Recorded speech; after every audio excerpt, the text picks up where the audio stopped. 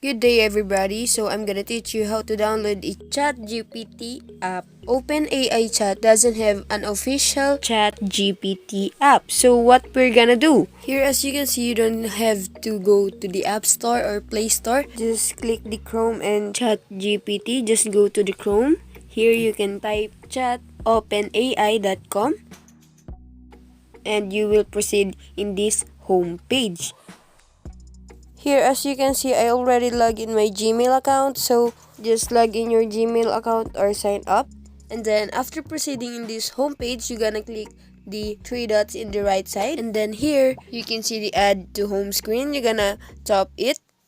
And then here, you just remove the new chat and then change it to Chat GPT. And then you're just gonna click on add and then just click the add again. And there you go. It's already done. And I hope this video helped you to download the Chat GPT on your home screen. And don't forget to leave a like and share this video and subscribe. Peace out.